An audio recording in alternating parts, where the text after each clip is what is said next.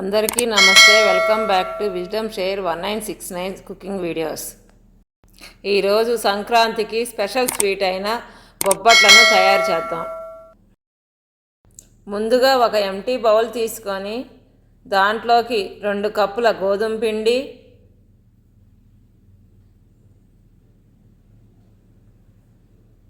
ఒక స్పూన్ నెయ్యి,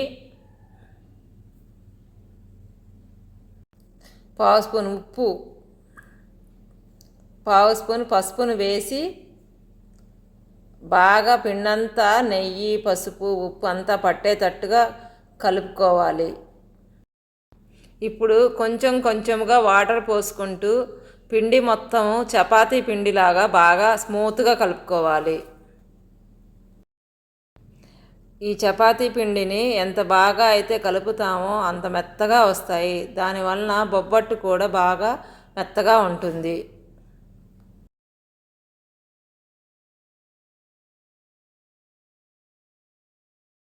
పిండి మొత్తం బాగా కలిపిన తర్వాత మూత పెట్టుకొని ఒక అరగంట సేపు పక్కన పెట్టుకోవాలి. అప్పుడే పిండి చాలా మెత్తగా వస్తుంది. పిండి మెత్తబడేలోపు మనం ముందుగా గంట సేపు పచ్చిపప్పు నానబెట్టుకున్న వాటిని శుభ్రంగా కడుక్కోవాలి. చూశారు కదండి, పచ్చిపప్పు నానబెట్టుకున్నాక ఎంత బాగా ఉబ్బిందో. ఇప్పుడు ఈ పచ్చిపప్పు మొత్తాన్ని కూడా ఒక కుక్కర్ తీసుకొని దాంట్లో పోసుకోవాలి.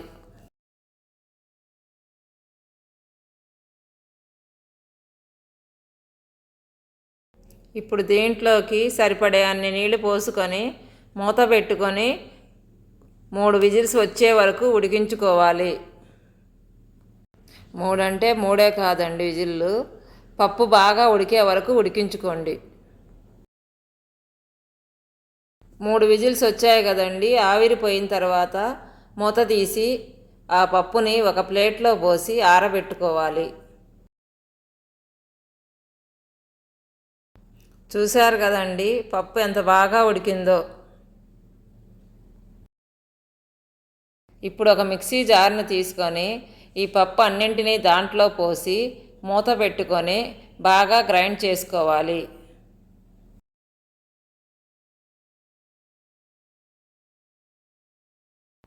పచ్చిపప్పుని గ్రైండ్ చేసినప్పుడు చుట్టుకుంటుంది కాబట్టి మధ్య మధ్యలో స్పూన్తో కలతిప్పి మళ్ళీ గ్రైండ్ చేసుకోవాలి.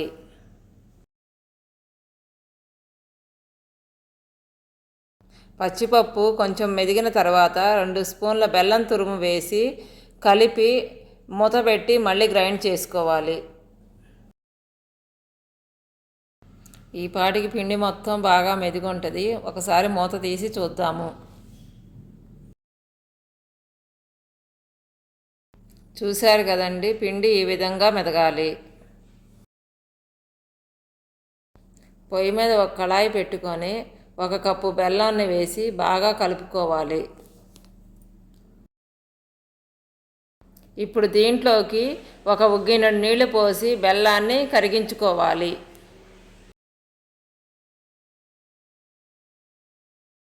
బెల్లం అనేది అడుగంటకుండా ఉండాలంటే బాగా కలుపుకుంటూ ఉండాలి.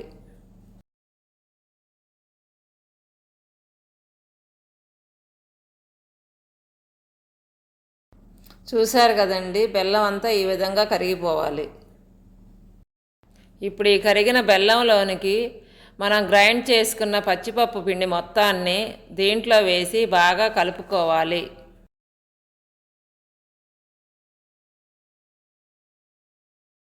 పిండి మొత్తం బాగా కలిసిన తర్వాత 1 స్పూను యాలక్కాయల పొడి వేసి పిండి మొత్తము కలుపుకుంటూ గట్టిపడే అంతవరకు తిప్పుకుంటూ ఉండాలి.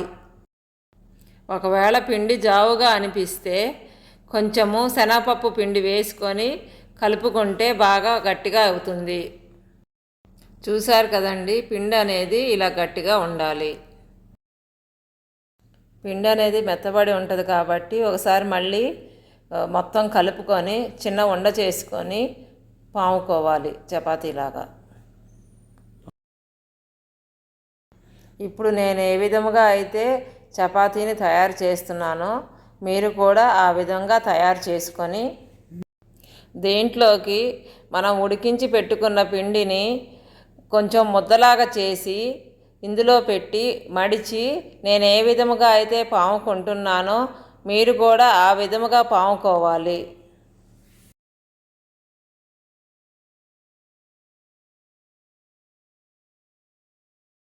బొబ్బట్లన్నీ తయారు చేసుకోవడం అయిపోయిన తర్వాత స్టవ్ మీద ఒక అట్ల పెనం పెట్టుకొని మనం తయారు చేసుకున్న బొబ్బట్లని నేను ఏ విధముగా అయితే నెయ్యి వేసి కాలుస్తున్నానో ఆ విధముగా కాల్చుకోవాలి.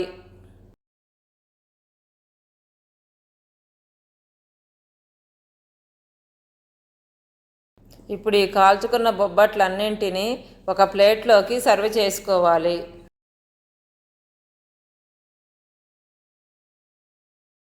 Thank you for watching. మీకు మా వీడియో నచ్చినట్లయితే please like, share, subscribe and click the bell icon.